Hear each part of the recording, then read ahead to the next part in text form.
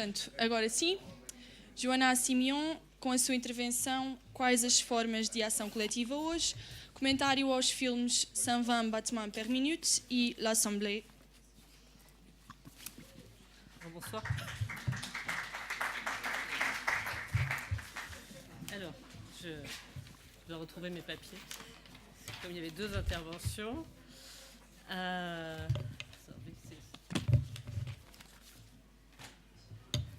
Je ne pensais pas que je parlerais si vite et si tôt.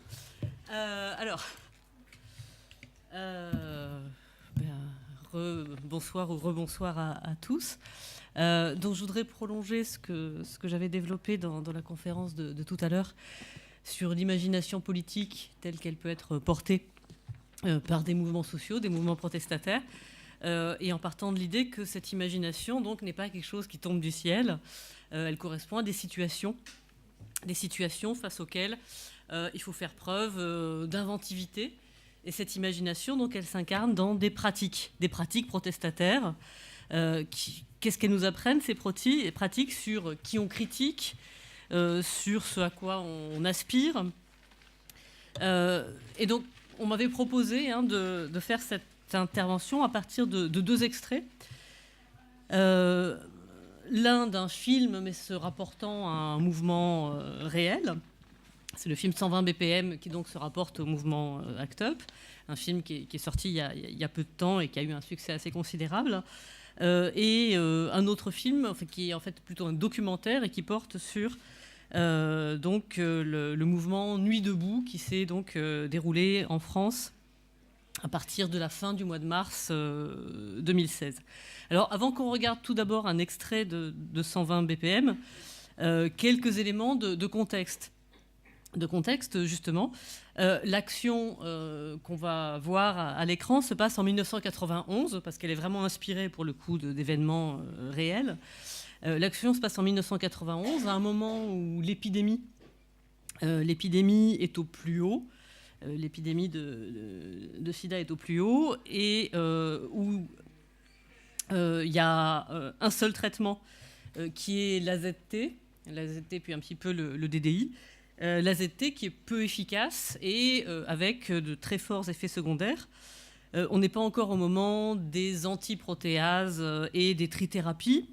Et c'est aussi un moment où les campagnes de prévention des pouvoirs publics à l'égard des gays, à l'égard des personnes qui s'injectent des drogues, à l'égard des prisonniers, sont très timides, n'osent pas trop parler des pratiques sexuelles réelles qu'ont les gens, n'osent pas trop s'adresser à des publics spécifiques. Et se rajoute à ça la lenteur et le cynisme des laboratoires pharmaceutiques qui ne sont pas particulièrement pressés, dans certains cas, de mettre sur le marché ou de mettre à disposition des malades en quantité suffisante les médicaments disponibles.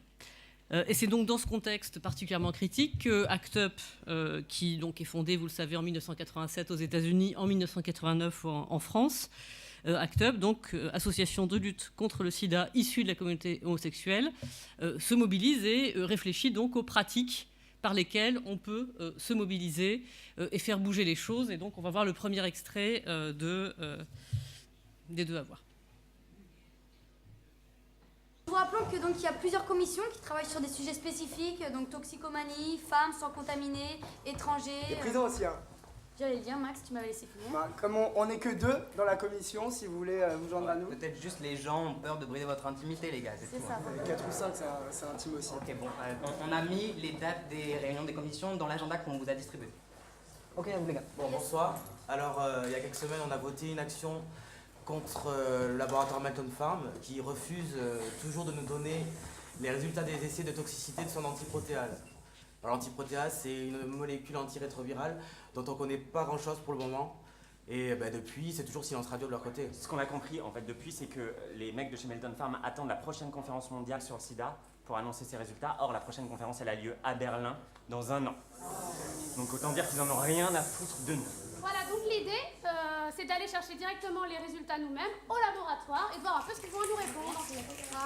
Tous les gens qui veulent participer aux ZAP, lèvent la main histoire qu'on se fasse une petite Viens aussi, s'il vous plaît, on va vous aider. Allez, s'il vous plaît. Regardez, il y a même des nouveaux qui viennent. Franchement, pour une fois qu'un labo propose une nouvelle molécule, on pourrait être plus nombreux. Ah, regardez, même notre présidente sera là, c'est merveilleux. Du coup, on sera a priori une quinzaine, je pense. On va faire fonctionner l'arbre téléphonique la veille de l'action. Je rappelle comment ça fonctionne un arbre téléphonique. Chaque personne appelle 3 autres personnes, qui en appelle 3 autres, etc., etc. Oui, Julien. Comment on fait pour entrer? De quoi? Comment on fait pour entrer? Là, par la porte. Ok, merci. Moi, je l'ai vu, l'entrée du labo. Il y a un sas et 2 portes automatiques. Ah ouais, non, c'est bon, stop. Les histoires de portes automatiques qui découpent des bras, qui broient les têtes et tout ça, c'est fini. Hein. Ils ont pas installé des machins à l'entrée pour broyer les humains. On risque rien. Je te rappelle juste, pour participer à une action, il faut venir avec ses papiers au cas où on se fait embarquer, et avec une bouteille d'eau et ses médicaments si jamais la garde à vue s'éternise. Bonjour. Vous inquiétez pas, on en a pour quelques minutes. Oui. On est Acte Paris, un groupe de lutte contre le sida. Vous, là? L'ascenseur est trop petit, prenez les escaliers. Nous sommes un groupe de malades, non violents, je tiens à le préciser. On vient juste rendre visite au laboratoire Melton Pharm qui se trouve dans ce bâtiment. Oh là là, il passe par-dessus les portes. Ah non, priorité au séropositif. C'est quel étage? 12e. Non mais je plaisante. Bah, en tout cas, moi je suis contente parce que ça fait une semaine que je peux pas prendre de douche. Parce que ma baignoire est remplie de faux sang. Il en reste encore plein et je crois que Marco il a prévu large, donc vous allez pouvoir repeindre le labo, faire plein de trucs jolis. C'est quoi? Allez, tu peux m'en filer une. Ouais bah attends qu'on soit dans les bureaux. Je vais faire gaffe. Non je dis ça parce qu'après tu vas en foutre partout. Est-ce que vous pouvez me dire, s'il vous plaît, en quelques mots, le but de cette nouvelle action? Alors c'est très simple. Nous on est venu ici chez Melton Pharm réclamer les résultats d'un essai sur une nouvelle molécule, une antiprotéase. C'est une molécule contre le sida qui offre beaucoup d'espoir a priori pour les séropositifs. De toute façon on vous promet on va pas rester plus de 15 minutes vraiment. Appelle les flics, c'est Ça y est, je les ai emmenés. Franchement, c'est pas sympa ça. Ah, et vous me laissez pas le choix.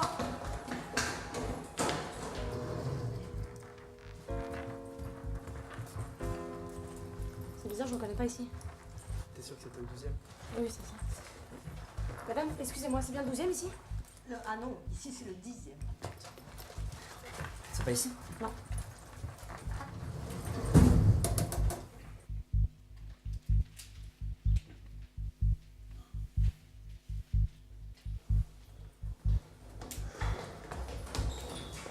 Qu'est-ce que vous foutez là? Rien, on s'est trompé d'étage.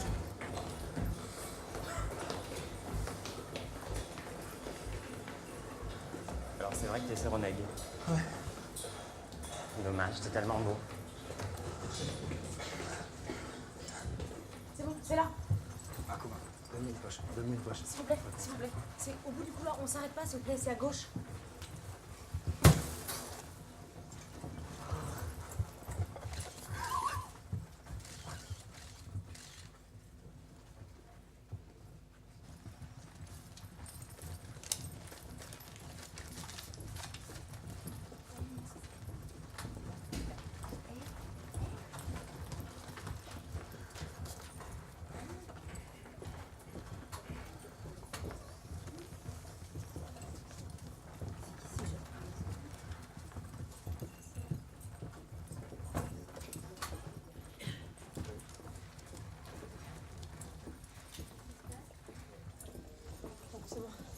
Melton Pharm! Assassin! Mais ils sont fous, mais c'est quoi? Assassin! T'as du sang! Sur les mains! T'as du sang! Donc ça, c'est le premier extrait hein, sur un ZAP d'Act Up, donc une action directe, une action publique.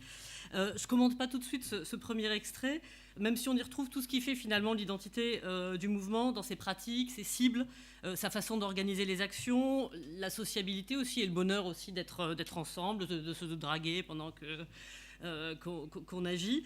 Le deuxième extrait, lui, il se produit en fait un quart de siècle plus tard. Parce qu'en fait, quand on m'a proposé de parler des mouvements nouveaux, je me suis dit, mais cette action-là, elle date de 1991 par rapport au second mouvement. Ce second mouvement, c'est Nuit debout. Nuit debout qui commence à Paris le 31 mars 2016 sur la place de la République. un mouvement qui s'est beaucoup inspiré du mouvement du mouvement en tout cas Génération dans la Dèche, si la traduction qu'on m'a donnée était la bonne, et puis ensuite du mouvement des indignés en Espagne, donc du mouvement du 12 mars ici. Le contexte français est un peu plus particulier par rapport au mouvement portugais, espagnol, et puis à tout ce qui ensuite a circulé. C'est dans un contexte de tentative qui va réussir, de réforme du Code du travail, la loi El Khomri, qui va introduire davantage de flexibilité, de précarité sur le marché du travail. La loi, au moment où commence Nuit debout, elle est discutée au Parlement et elle sera finalement adoptée par ordonnance, c'est-à-dire par ce que permet l'article 49.3, par vote bloqué, 49.3 de la Constitution. Je dis 49.3 parce qu'on y fera allusion dans les 5 minutes d'extrait qu'on va voir. Un mouvement donc, qui commence le 31 mars 2016 et qui va ensuite compter le temps en disant 32 mars, 33 mars, 34 mars, jusqu'à en fait ce qui sera la moitié du mois de juillet 2016. Et alors, ce qu'on va voir, c'est un montage qui a été fait de 3 moments du mouvement. Et donc, on a des images qui sont plutôt des images d'avril et ça va jusqu'à des images de juillet. Voilà, on peut regarder.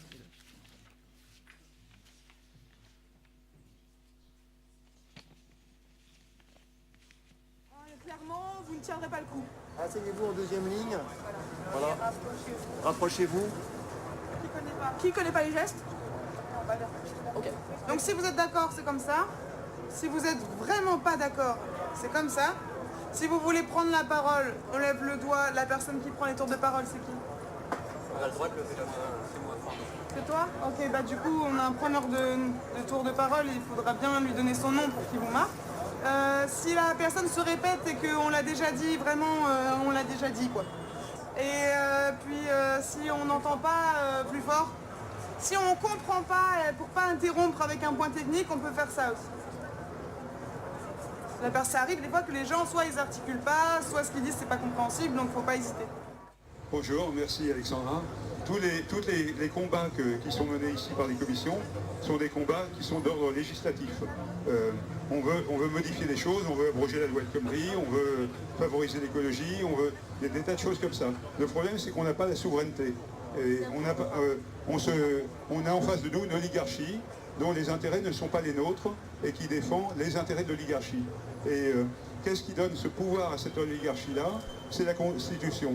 Donc, pour arriver à gagner, pas sur un combat, pas sur 2 combats, pas sur 3 combats, mais sur tous les combats qui sont de l'intérêt général, il faut qu'on arrive à reprendre la souveraineté.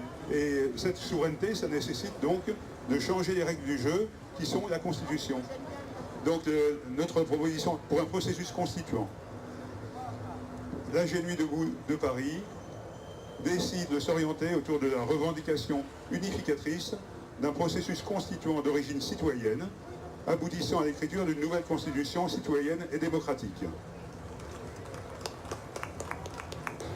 Je trouve que c'est pas logique et pour reprendre les clés de la maison, on a dit ça tout à l'heure, je pense qu'en fait il faudrait la faire péter la maison et pour mettre en place un système d'autogestion. Et je pense que c'est possible avec ça. Voilà. Oui, bien sûr, ce système d'autogestion, il faut l'écrire. Et ce système d'autogestion, ça peut être la prochaine constitution. Donc, je ne vois pas en quoi, je ne comprends pas bien le procès d'intention. C'est peut-être juste une question de mots. Alphonse. Une constitution, c'est la loi des lois. C'est notre pacte social. C'est la règle pour s'auto-gouverner. Il faut savoir ça. Et si on n'a pas compris la question du contenu et l'importance d'un processus constituant, vous l'avez senti le 49.3 ? On l'a bien senti, n'est-ce pas ? Ah ben, c'est une règle constitutionnelle. Si ce qu'il s'agit, c'est de soutenir une proposition et un principe. Le principe de la nécessité de modifier la Constitution et d'enclencher et de réfléchir sur différentes propositions de processus constituant.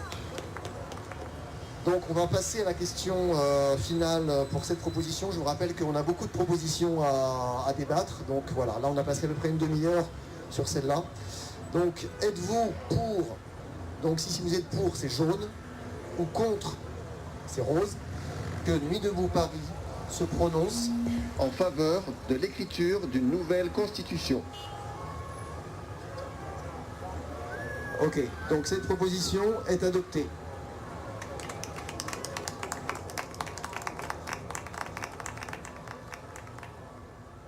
C'est pas forcément l'action directe, mais simplement qu'on puisse dire voilà, Nuit debout, on peut dire maintenant au nom de Nuit debout, on est d'accord avec ça.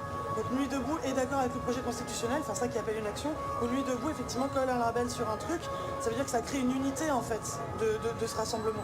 Je pense que finalement le truc qu'on va réussir à faire, c'est ça. Le reste, enfin il me semble que c'est ça, c'est une affaire de communication. Moi je sens que c'est correct. Pour moi on peut pas dire Nuit debout, dis ça, Nuit debout veut ça. L'autre soir on votait à 40, même au plus fort de la soirée on a voté à 300. C'est pas Nuit debout. Hein. C'était le but de cette semaine. Ouais, mais ça n'a pas marché. Ça n'a pas marché. On rêvait tous qui est. Ça n'a pas marché, c'était aujourd'hui qu'on était censé voir si ça marche. Ouais, mais ce que je veux dire, c'est que. Et même s'il y a 1000 personnes, tu vois, c'est ça que je veux dire. On rêvait tous qu'il y ait nagé à 1000 ou 1500 personnes. Mais on a décrété, ce sera Nuit debout, mais on peut pas dire c'est Nuit debout. Si là, on décide de dire l'Assemblée de 400 personnes a décidé pour Nuit debout, on reproduit exactement le système représentatif qui existe. C'est-à-dire qu'il y a 577, je sais pas combien de députés, qui décident pour 60 millions de Français, au nom d'une soi-disant représentativité. On peut pas reproduire ça, parce que c'est pas ce qu'on cherche, je veux dire.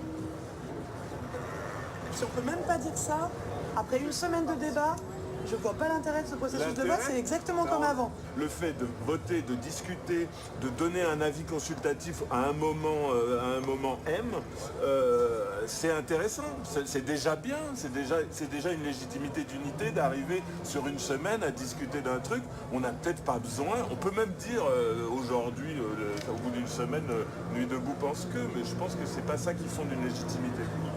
Je pense que derrière tout ça, effectivement, il faut qu'on fasse une grosse base de données. Ça a été voté par l'Assemblée. Et en fait, ce processus de vote-là, il va pouvoir nous permettre de dire, au-delà d'avoir des gros rapports d'AG, je ne vais pas dire imbouffables, mais fat, que personne ne lit forcément, on créera un truc en disant ça a été voté par les assemblées dans un processus de vote mûri, réfléchi. Voilà. Pour moi, c'est ça la vertu que doit avoir ce processus de vote-là. Faut pas qu'il s'imagine plus que ce qu'il n'est, à mon avis. Il y a quand même des choses qu'on peut garder, même si, dans le processus, même si la finalité n'est pas de dire Nuit debout décide. Je trouve ça super faible. Ouais. Mais c'est-à-dire que si on le fait, si on dit Nuit debout décide que, tout le monde va nous tomber dessus pour nous dire non, Nuit debout décide pas que. Ouais, imagine que tout le monde lève la main, qu'il y ait une unanimité, genre à 100% de... Ce sera l'unanimité de toute façon. Ouais, mais c'est... Bah oui, mais on va... Mais on va où, quoi, si... C'est ça que je veux dire, si on peut pas parler de ce truc en tant qu'unité, on va où?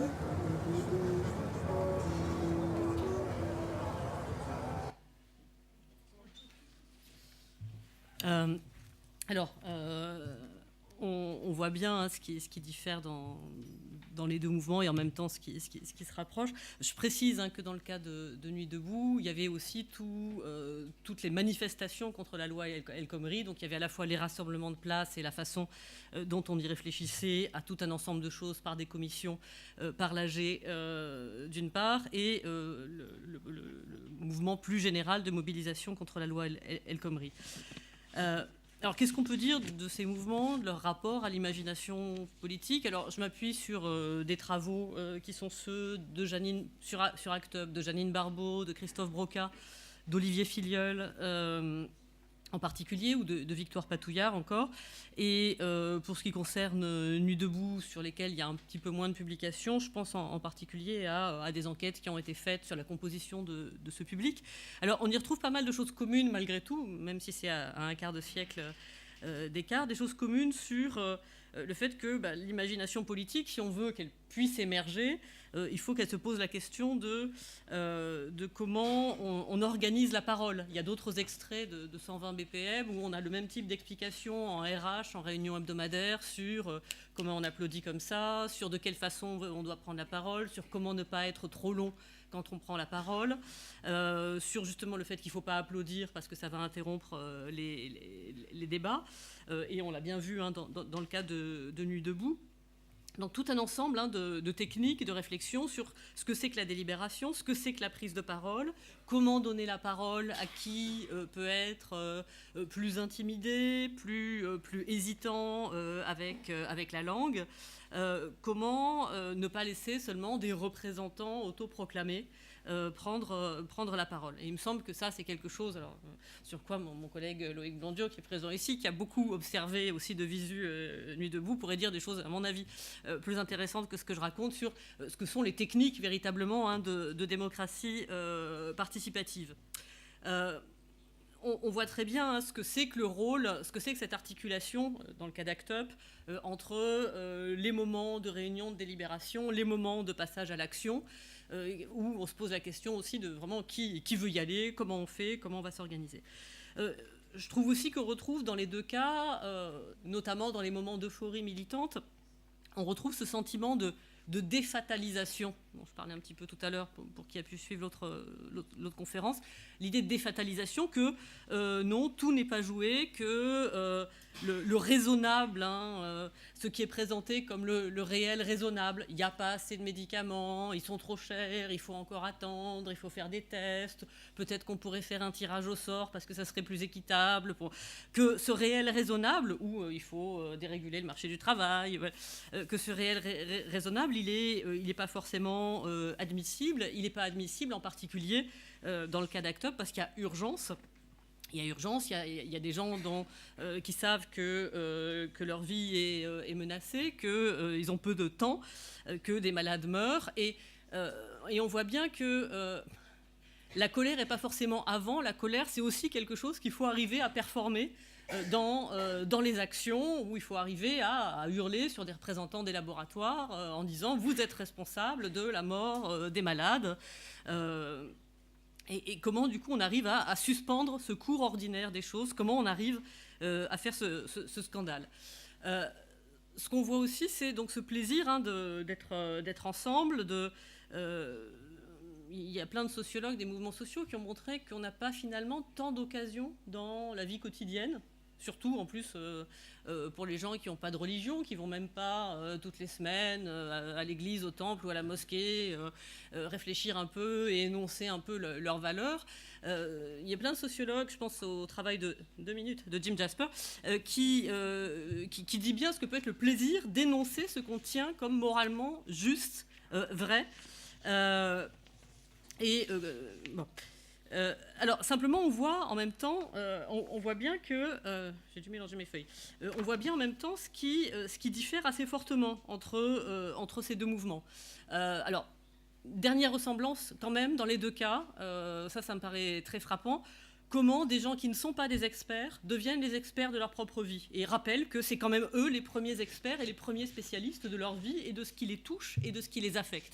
Et il me semble que cette façon de faire de la politique à la première personne, en disant en tant que malade, en tant que citoyen affecté par des décisions, c'est moi qui suis spécialiste de ma vie, ça c'est quelque chose de très central et qui est peut-être un des moteurs effectivement de l'imagination politique. Alors, c'est pas que je veuille être déprimante, mais il me semble en revanche que les différences qu'on voit et qu'on voit nettement, elles touchent beaucoup malgré la spontanéité, malgré la radicalité. Alors, elles touchent à la différence des publics. Le public de Nuit debout, c'est effectivement beaucoup des gens, alors des milieux artistiques, culturels, de l'information, mais dans un contexte de très fort chômage, de très grande précarité. C'est pas forcément des petits fonctionnaires de l'éducation, de la santé, il y en avait un peu, mais c'est énormément de ces gens qui sont touchés de plein fouet par la précarisation des mondes du travail. Et qui vont donner aussi cette tonalité très législative, très constitutionnelle à leur débat, et qui en même temps vont buter sur cette difficulté à dire est-ce qu'on choisit, est-ce qu'on ne choisit pas, est-ce que l'urgence est d'écrire une constitution ou pas. Et puis il me semble qu'il y a quelque chose qui borne très fortement, je vais en rester là, et c'est un peu déprimant, mais il y a quelque chose quand même qui borne très fortement la différence, c'est le contexte, tout bêtement. En 2016, en France, on est après les attentats de 2015, Attentat de Charlie en janvier 2015, attentat du Bataclan en novembre 2015, dans un contexte beaucoup plus répressif sur ce que c'est que le recours possible à la rue comme lieu de protestation. Et les activistes d'ACT UP, qui ont beaucoup été, enfin, qui pour certains ont été interviewés suite au succès du film 120 BPM, et que ça a parfois un peu énervé qu'on les regarde comme les inventeurs merveilleux de nouvelles formes d'action, rappelaient justement qu'à l'époque, on ne les trouvait pas merveilleux, on les trouvait excessifs, on les trouvait violents, même s'il n'y a pas eu d'atteinte aux personnes autres que le menottage de Dominique Charvet de l'Association française de lutte contre le sida, qui est dépeint au début du film. Donc on ne les applaudissait pas à l'époque, et que quand on les interviewe là-dessus, ils ont tendance à dire regardez plutôt ce qui pourrait être l'équivalent de notre lutte il y a un quart de siècle, aujourd'hui, plutôt que de vouloir maintenant trouver que c'est à la mode et c'est joli ce qu'on faisait alors que plein de nos amis sont morts. Et on voit bien que plein de militants d'ACT UP, parmi ceux qui peuvent toujours prendre la parole, disent on ne pourrait pas faire une partie de ce qu'on faisait dans les années 90. On serait beaucoup plus réprimés. Il y aurait la police, il y aurait des vigiles, il y aurait des procédures bâillons de la part des laboratoires pharmaceutiques. Bref, les adversaires seraient là, beaucoup plus puissants, pour border et empêcher la protestation. Et donc, voilà, là encore, il ne s'agit pas forcément de s'extasier que les gens soient imaginatifs, mais d'essayer de comprendre ce qui permet leur imagination à certains moments historiques, avec des situations qui sécrètent leurs propres contraintes et qui vont encourager à des nouvelles formes d'imagination politique dans les mouvements sociaux. Merci.